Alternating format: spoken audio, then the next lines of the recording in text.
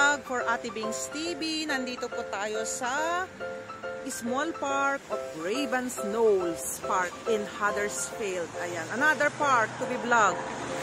Ayan, nearby the highway guys. Kaya ano lang po siya, isa pong maliit na compound which is pwede pong maglakad-lakad ang mga mga elder people, mga tao. Ayan, pwede po silang maglakad-lakad dito.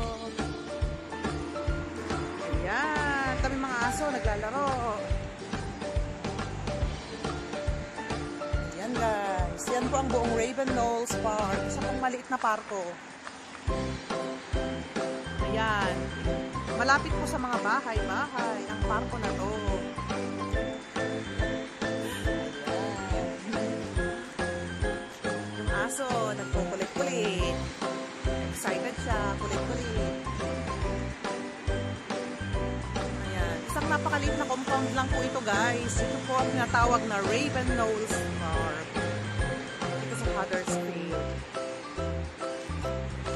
Konting lang po dyan, para siyang building, small buildings. Pwede po kayong mamahinga, lalo na po kung summer, maganda po ang summer. Ayan, makamasyal po sila.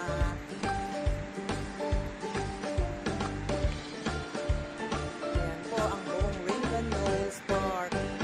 Isang maliit lang na parko guys, ang Ravens Knolls Park. Ito pong road na to is going to Wakefield. Yorkshire din po siya, West Yorkshire din po. Pupunta po siya ng Wakefield. Ayan, it's along the highway. Ang Ravens Knolls Park. Ayan. Ganda siya guys. Pwede kayong maglaro ng football dito. Ayan. Isang maliit lang pong parko ito. Lalakad-lakad, ikot-ikot. Ang dali pong ikutin kasi napakaliit. Napakaliit na parko. May konting lang dyan, para siyang public hall ba ang tawag dyan. Ayan, pwede kang dyan. May konting tourist area dyan. Pwede kang mamahinga. Medyo malamig ngayon guys. Kasi kanina may araw. Sabi ko, punta nga ako, hanapin ko ang Ravens Knolls Park. Nahanap ko guys, kaya lang malamig pa rin. Nilalamig pa rin si lola nyo. Oh my God, I forgot my mask. But anyway, ayan, hindi naman po gaano kalakihan to guys. Maliit lang siya. Ayan, nearby the highway.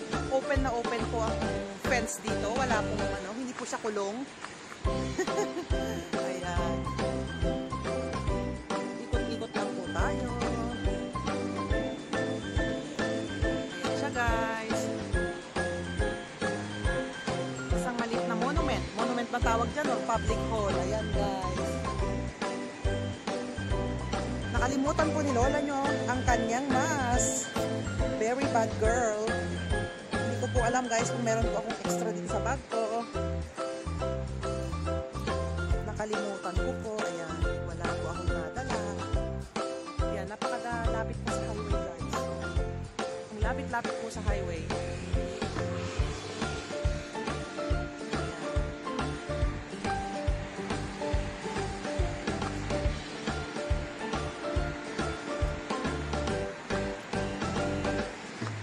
Ayan na po yung parking. Pwede po kayong mag-parking ng car nyo dyan kung meron po kayong car. And then maglalakad-lakad lang po kayo. Maliit lang pong parko ito guys. Pero maganda siya. Ayan. Tignan nyo po yung kanyang view. Background view. Ayan po. Ayan ang kanyang background view. Ayan. Lumibot po ng konti si lola nyo sa Ravens Knolls Park ng Huddersfield. Ayan. Cute-cute naman to. Meron siyang nakalagay dyan parang alas 11 pa yata. Hindi nakaset yung oras. Ayan, guys. Nakalimutan ni lola nyo ang kanyang mask. Look the tree, guys. Ang ganda, oh. Ayan. Libot-libot po tayo, guys. Ikutin lang po natin itong buong parko na to. Ayan, buong parkong to. Ikutin po natin. Hope you like my premiere vlog. Ayan po guys, this is my premiere vlog. Ang pagliliwaliw po ni Lola Bininyo sa Ravens Knolls Park. Ayan. Building po ito. Ayan po ang museum dito guys. Kaya lang po sarado sila kasi nga po dahil sa COVID-19. sila open. Yan po ang museum guys, pero sarado po sila.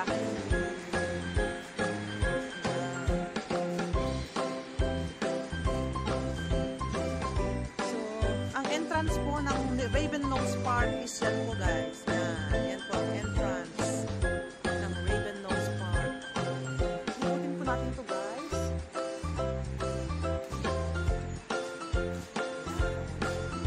May old pong, ano to, parang old na church to. Old church. Ito po ang museum. Museum. Nanginginig po si Lola niyo sa lamig. Malamig na yun guys. Lamig-lamig. This is the Tolson Memorial Museum.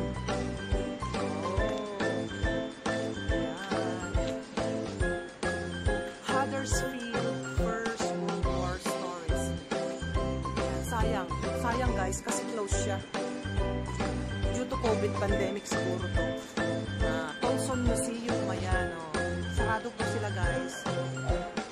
So, hindi po natin malilibot ang loob. Ayan. Madaming mga asong makukulit. Ayan, nagtatahulan sila. Ayan. Maliit lang pong park ito guys. Hindi po katulad ng Greenhead na talagang pinaganda. Ang park na po parang ano lang, grenade lang ng landscape creation lang ang ginawa nila. Ayan, meron din po silang ano yan, parang mill, cotton mill. Tignan po natin guys. Tignan po natin to. Pwede tayong lumibot doon sa kabila. Ayan. Kasi po usually guys, ang Yorkshire, in ancient time, way back ancient time, ang dami po manufacturing ng cotton mills dito sa Yorkshire. Kaya ayan po, naging ano nila yan, collection nila yan. Collection nila yan. Meron pong konting nakasulat po guys. Ayan po natin. Ayan, kasulat po. Ayan.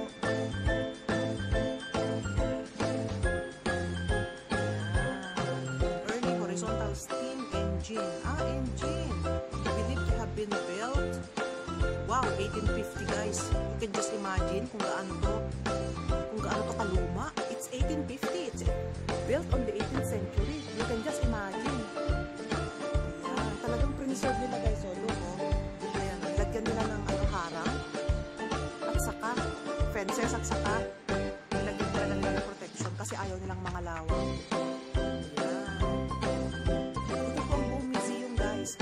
Tabi po ito ang museum. Ayan, ganda na po guys. So, wala siya talaga. Shortcut tayo dyan. Pabalik sa ating kotse. Malapit na tayo sa ating kotse. Ito lang po naman ang konting sneak peek ng Ravennose Park in Huddersfield. Maliit lang po siya guys, pero cute. Tahimik. Lalo na kung summer, nandito po kayo. Nakikita nyo na po yung Wakefield doon, no? Nakikita nyo na po yung mga bundok doon. Yun na po ang Wakefield guys. Yang daan na yan guys, papuntang Wakefield yan. Another town of Yorkshire.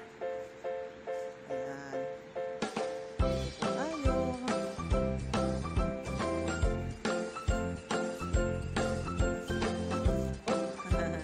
Nalalamig si Lola nyo. Ayan, nilalamig. Chili-chili. Chili-chili si Lola. Kasi malamig. Ang daming park po dito sa Huddersfield guys. Nakaka-amaze. Ang dami pong park. Ang ganda pong pasyalan, puntahan. Ayan. Maliit na parko lang po siya. Ayan. Ito po yung likod ng museum. Ayan, yan po yung likod ng museum. Diyan po tayo dumaan guys kanina. Ayan. Nililibot ko lang po kayo para makita nyo po ang konting kagandahan ng isang parko. Isa pang parko sa Huddersfield. Ang Ravennose Park.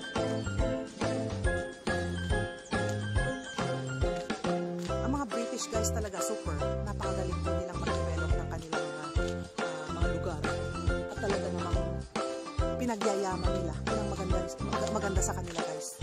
Kaya may tuturing na mayaman ang kanilang bansa kasi marunong sila mag-preserve. Meron pa pala po extension ng Ravennose Park. Akala ko tapos na po. basahin natin. Ayan.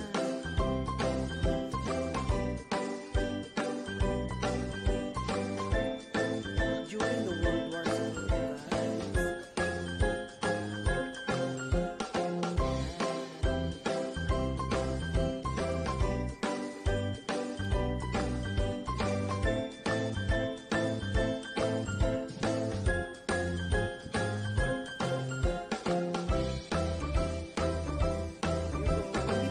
Develop tong park na to, pero marami pa rin pumupunta, guys, at na talagang ibang klase tong puno na to, guys. Tignan nyo yung kulay niya, oh. Hindi yung katulad ng normal na puno na kulay dark brown ba. Ito, tignan nyo, guys, oh. Tignan nyo yung kulay niya, oh. Parang kulay orange. Orange ba to? Parang ano. Ayan, guys, ibang iba siya. Tignan nyo ibang yung puno, oh, diba? Dark brown na. Ito napaka light brown. Iba ang kulay niya.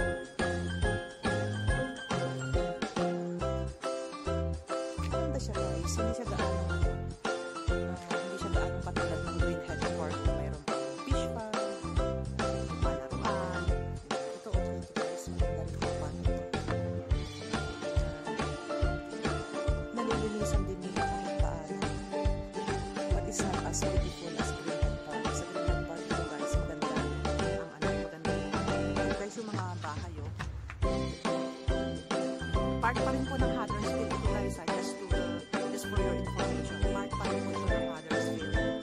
Mga bahay po yan. Tignan po natin isang plaka doon. Parang ano nakalagay. Sarado po kasi sila ngayon, guys. Nakakaan. Ganun po sa kanila. Hindi po natin nagagawa ng normal na buhay natin. Sana magdasal tayo, guys, ng tapos na ito. Ayan, ang nakalagay dito, A History of Raven Knolls Park. Oh, ayan. Nakikita niyan, guys. Leg Tolson gave his home and garden to the people of Huddersfield in 1919. His generous gift became the Tolson Memorial Museum and Raven's Knoll Park. The whole site is a significant war memorial to his two nephews, Robert and James, and all those who lost their lives in the First World War. So, ibig sabihin, property ito ni Leigh Tolson. Binigay niya ito sa Huddersfield, sa town ng Huddersfield, guys. Ayan. May church dito. Lumang-luma na yan, guys. Pero hindi naman. Talaga naman pinapreserve nila, diba? Ayan. Ang parlo. Ang ganda po ng puno na yan. Tignan niyo po, naiiba ang kanyang kulay. Ayan. Sa ibang mga puno.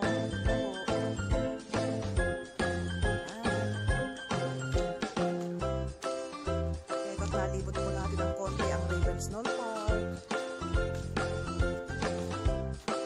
Ang Raven's Knoll Park, guys, ay hindi po katulad ng Beaumont Park at saka Greenhead Park ng Huddersfield. Ito po napakatahimik na parko.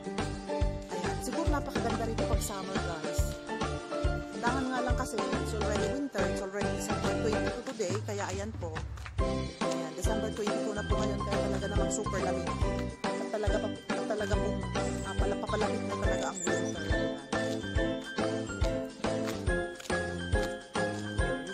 Guys, a Heritage Memorial Garden again. Ayan. So, bali, ito pong parko na to is owned by Leigh Tolson at idinonate niya po ang park na ito, ang kapiranggot na property niya na ito sa Huddersfield Town in respect of those soldiers na namatay during World War II. Ayan, ang ganda naman pong isipin. Napakabait ni Leigh Tolson. Kapait ni Lay Tolson. Talagang nagagawa niyang gunitain ang kabayanihan ng kanilang mga heroes ng kanilang kapanahunan. That was 18th century or 19th century, guys. Ayan. Ang bait niya.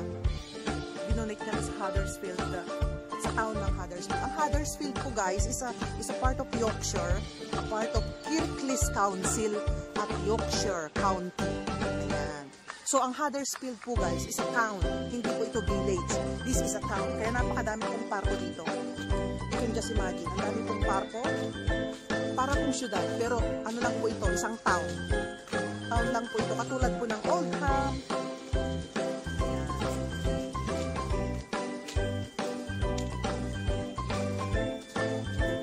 Tayo. Si Lola nyo nilalamig na. Mga batang nalulok. Kukulit. Nasa likod ko.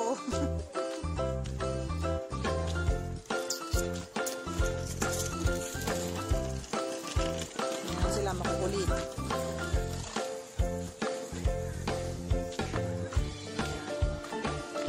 That's it for today, guys. Ayan, na-focus ko po ng konti ang Raven Knolls Park. Ayan po, lalabas na po tayo. And this is it. This is the end. I hope you like my vlog, guys. If you like my vlog about Raven Knolls Park, you can click like down below, comment down below, click subscribe down below, and click the notification bell down below for more of my videos, guys. I hope you like my vlog. Bye bye. Love, love.